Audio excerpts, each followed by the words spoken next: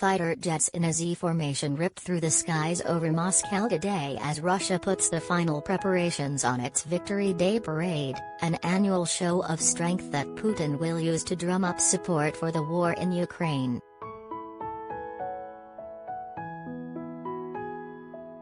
8 MiG-29 jets formed the Z, a symbol that is now synonymous with the war and which is expected to conclude the flypast on May 9, marking the day the Nazis surrendered to the Soviets at the end of World War II.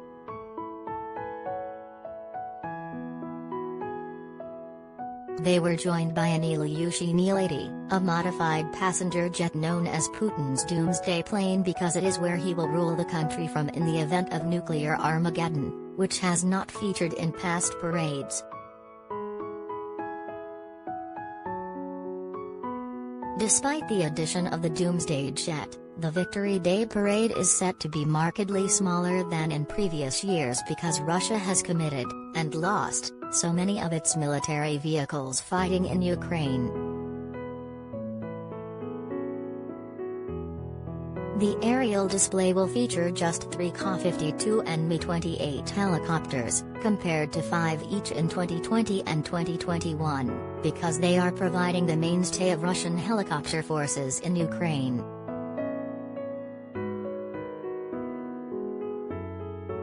In the case of the Ka-52, a large number have also been shot down, with open-source analyst Oliver Alexander estimating that Russia has lost 10% of its total fleet. The aerial display will also not feature any combat-ready Su-30 or Su-34 jets, because they are also in use in Ukraine, with many Su-34s having been shot from the skies. Instead, the display will be bulked up with older Su and MiG models. It will also feature a formation of Soviet-era Tu-22M jets that did not take part in the 2021 display.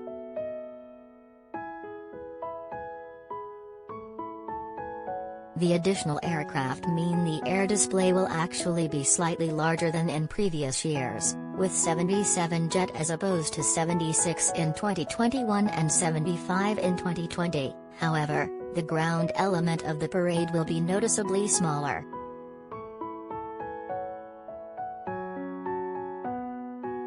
Just 131 vehicles will parade past the Kremlin, a third fewer than the 197 vehicles that took part in 2021 and a little less than half the 234 that featured in 2020.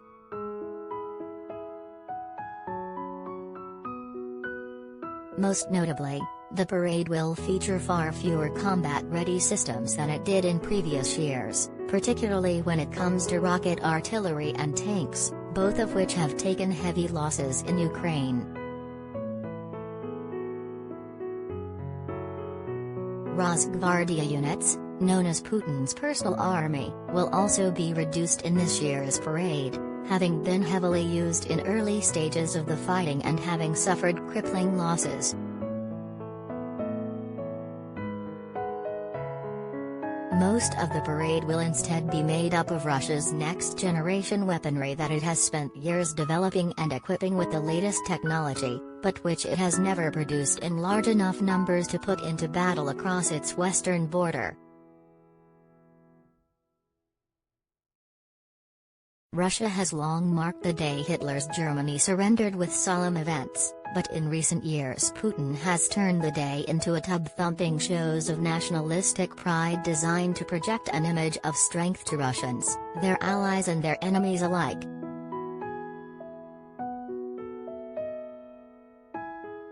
But as the war in Ukraine has faltered, that mask has started to slip, leading some observers to predict that Putin may resort to a provocation to achieve a semblance of victory, such as declaring the city of Kherson to be independent, or to ramp up his rhetoric by openly declaring war.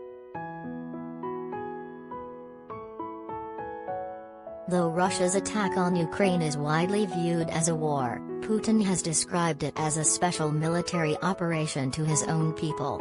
Officially declaring war would allow the Kremlin to take measures such as a general mobilization of the population into the armed forces, which would be difficult to justify for a special operation. Dmitry Peskov, Putin's official spokesman, denied any such plans today, saying there is no chance of it happening. But that will do little to quell fears, as Peskov also routinely predicted there would be no war in Ukraine right before Putin ordered his troops in.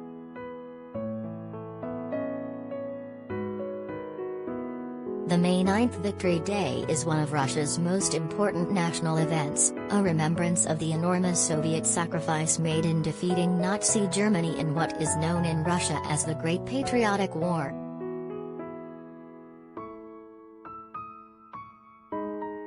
An estimated 27 million Soviet citizens were killed in the 1941–45 war, which left the Soviet Union devastated and almost every Soviet family mourning.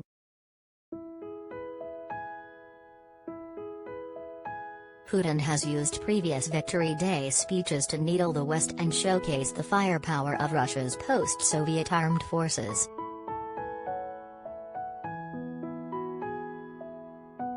Russia's February 24 invasion of Ukraine has killed thousands of people, displaced millions more, and raised fears of the most serious confrontation between Russia and the United States since the 1962 Cuban Missile Crisis.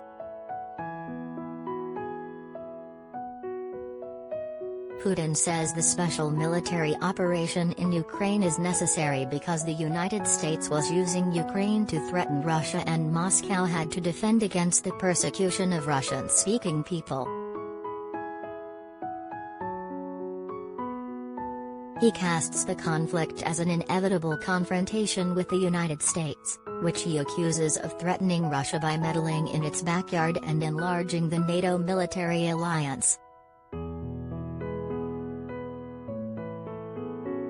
Ukraine says it is fighting an imperial-style land grab and that Putin's claims of genocide are nonsense.